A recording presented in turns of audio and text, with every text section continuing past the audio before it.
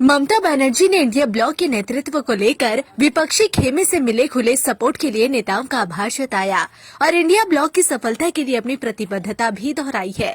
ममता बनर्जी का कहना है कि मुझे जो सम्मान दिया है उसके लिए मैं सभी की आभारी हूँ।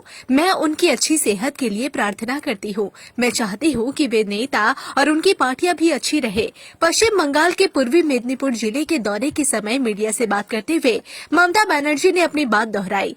मैंने इंडिया ब्लॉक का गठन किया था, अब इसकी देखभाल करना नेतृत्व करने वालों पर निर्भर है। अगर वे इसे एकजुट नहीं रख सकते तो मैं क्या कर सकती हूँ। मैं बस यही कहूंगी कि सभी को साथ लेकर चलने की जरूरत है। जाहिर है कि ममता बनर्जी बार बार राहुल गांधी को ही निशाना बना रही है, नाम भले ही ना ले रही हो। शरद पवार और लालू यादव के साथ साथ अखिलेश यादव की समाजवादी पार्टी के अलावा YSRCP का भी ममता बनर्जी के सपोर्ट में आ जाना खास मायने रखता है। आंध्र प्रदेश के मुख्यमंत्री रहे जगनमोहन रेड्डी की पार्टी अब तक खुद को निर्गुट राजनीतिक दल के रूप में पेश करती आई है, जैसे नवीन पटनायक की पार्टी बीजेडी। लेकिन अब दोनों का स्टैंड बदल चुका है। दोनों ही अपने अपने प्रभाव वाले राज्यों में सत्ता से बाहर हो चुके हैं। लोकसभा चुनाव के नतीजे आने से पहले 5 साल तक जगनमोहन रेड्डी हमेशा ही केंद्र में सत्ताधारी बीजेपी के साथ खड़े नजर आते थे, बल्कि विपक्षी खेमे के नेताओं से भी भिड़ जाते थे।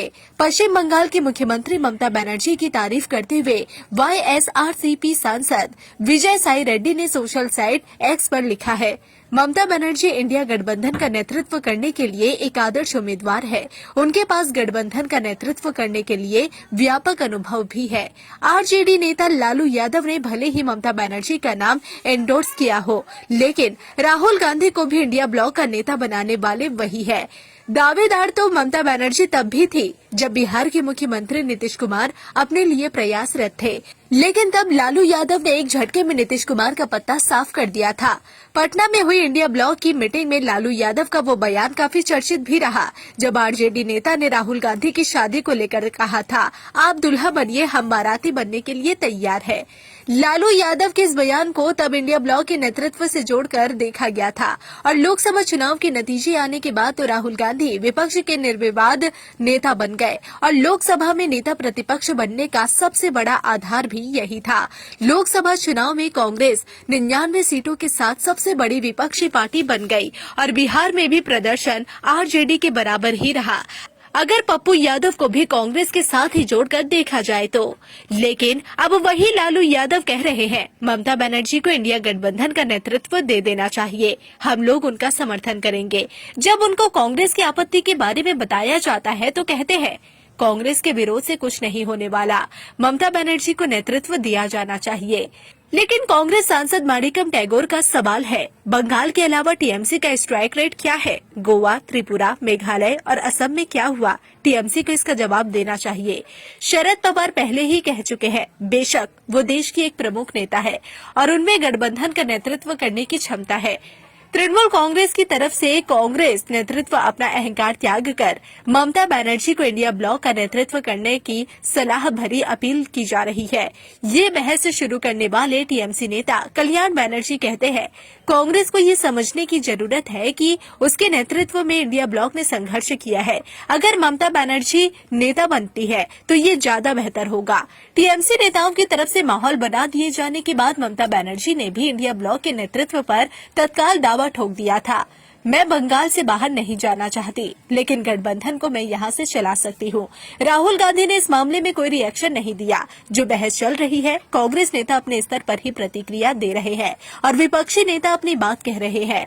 ममता बनर्जी और राहुल गांधी दोनों की अपनी अपनी पोजीशन है, लेकिन ये भी है कि पहले वाले और अब के राहुल गांधी में काफी फर्क है। पहला, 2019 के आम चुनाव से पहले राहुल गांधी एक राष्ट्रीय पार्टी के अध्यक्ष हुआ करते थे। 2024 के आम चुनाव के बाद राहुल गांधी लोकसभा में नेता प्रतिपक्ष है। दूसरा, राहुल गांधी लोकसभा में विपक्ष के नेता है, एक संवैधानिक पद पर और राष्ट्रीय राजनीति में है। ममता बनर्जी एक राज्य की मुख्यमंत्री है और ये उनका तीसरा टर्म है। तीसरा, एक बड़ा फर्क ये भी है कि ममता बनर्जी अपने दम पर TMC की चुनावी जीत सुनिश्चित करती आ रही है और राहुल गांधी को अमेठी में ही हार का मुंह देखना पड़ता है। लेकिन राहुल गांधी की जो स्थिति है वो पूरे देश में है, लेकिन ममता बनर्जी का प्रभाव क्षेत्र पश्चिम बंगाल ही है।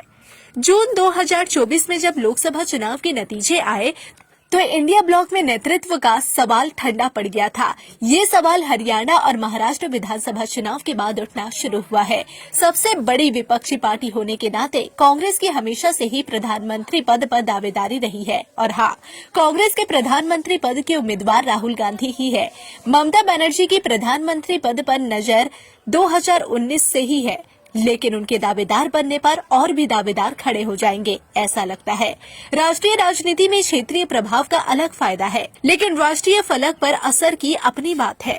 पहला, बेशक नेतृत्व का मामला हरियाणा और महाराष्ट्र में कांग्रेस के खराब प्रदर्शन के चलते उठा है, लेकिन क्या कांग्रेस ने अच्छा प्रदर्शन किया होता तो क्या मामला नहीं उठता? दूसरा, लीडरशिप का मामला उठाए जाने की एक वजह समाजवादी पार्टी और आम आदमी पार्टी को हरियाणा और महाराष्ट्र में मनमाफिक सीटें नहीं मिलना भी है। तीसरा, नेतृत्व का मामला उठना ही था क्योंकि दिल्ली के बाद बिहार और फिर पश्चिम बंगाल में विधानसभा के चुनाव होने वाले हैं। बिहार में कांग्रेस ज्यादा सीटें चाहती है, इसलिए आरजेडी की तरफ से पहले से ही दबाव बनाने की कोशिश हो रही है। बंगाल में ममता बनर्जी ने भले ही लोकसभा चुनाव में कांग्रेस को सीटें ना दी हो, लेकिन यथास्थिति कब तक बनाए रख पाएंगी?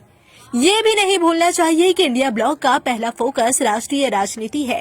क्षेत्रीय राजनीति भी महत्वपूर्ण है, लेकिन इंडिया ब्लॉक के 2024 के प्रदर्शन की सही पैमाइश 2029 में ही हो सकेगी, न कि विधानसभाओं के चुनाव दर चुनाव में।